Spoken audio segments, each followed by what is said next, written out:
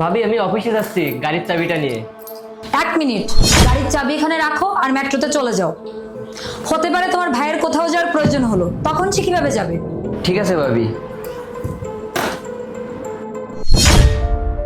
নিজের মান সম্মান হারালে তো নাকি আরো বাকি আছে?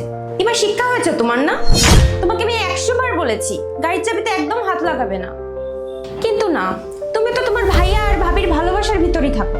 তুমি তো বলতে এটা আমার ভাবির গাড়ি, সে তার বাপের বাড়ি থেকে গাড়ি নিয়ে এসেছে। এখন কি হলো? গাড়ির চাবি নিয়ে গেল, এখন ভালো লাগছে তো? আরে তোমার তো কোনো মান সম্মানই নেই, কিন্তু আমার মান সম্মানের দিকে তো একটু খেয়াল রাখবে। কিন্তু না, সবসময় ভাইয়া আর ভাবির ভালোবাসায় পাগল থাকো। কে জানে কি জাদু করে রেখেছে তোমায়। দেখো আমি তোমায় শেষবারের মতন বলে রাখছি, এরপর থেকে ভাইয়া আর ভাবির কোনো জিনিসে যদি তুমি হাত লাগাও তাহলে আমার থেকে খারাপ আর কেউ হবে না। আরে তাতে কি হয়েছে? ভাবি বলেছে চাবি রেখে মেট্রোতে চলে যাওয়ার জন্য, তো আমি চলে যাব।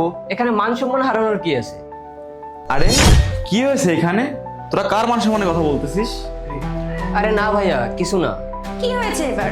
ভাইয়াকে দেখে যে চুপ করে গেলে? এটা বলো যে তোমার ভাবি গাড়ির চাবি রেখে দিয়েছে। এই তুমি এদিকে আসো তো।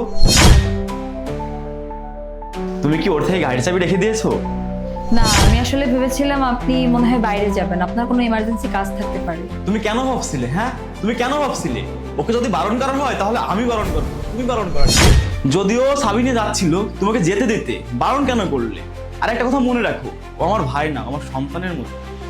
তুমি জানো ওকে আমি কত কষ্ট করে বড় করেছি। মাত্র 25 টাকার জন্য আমি সারাদিন পরিশ্রম করেছি। এই যে হাটটা না, এটা ছিলে যেত শুধুমাত্র ওদের জন্য খাবার জোগাড় করতে গিয়ে। যদি আমার ভাই বোনদের দিকে কেউ চোখ তুলে তাকায় না, তাহলে আমার কলিজা এসে লাগে। আর আমি ওদেরকে এভাবে আগলে রাখছি যাতে কখনো ওদের কিছু না হয়ে যায়। আর তুমি কি করলে? ওর কাছ থেকে গাড়ির চাবি রেখে দিলে। কেন রেখে দিলে চাবি ওর কাছ থেকে তুমি? ও যদি আমার কাছে আমার জীবনটা চায় না, আমি তো কিছু না ভেবে আমার জীবনটাকে দিয়ে দিব। আর তো থাকলো ছোট বউয়ের কথা, আর ও এগুলো তো তোমার কাছ থেকে শিখেছে।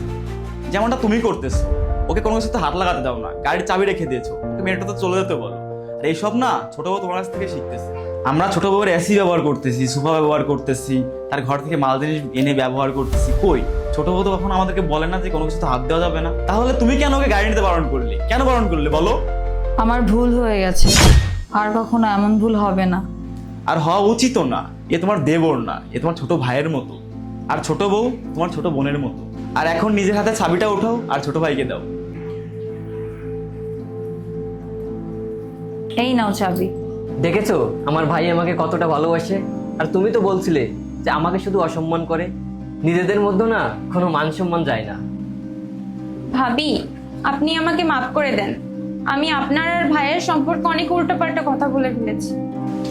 আরে কোনো ব্যাপার না, ঘরে তো এই সমস্ত চলতেই থাকে, তুমি কিছু মনে করো না। আর ভাই তুই যেখানে যাচ্ছিলি যা।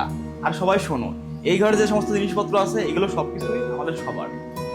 এই জিনিসপত্রগুলো কারো একার না। আর আমি তোমাদের কাছ থেকে এটা আশা করবো যে আজকের পর থেকে কেউ মনে করবে না যে এটা আমার ওটা ওর। চল ভাই, আমি তোকে আগায় দিয়ে আসি।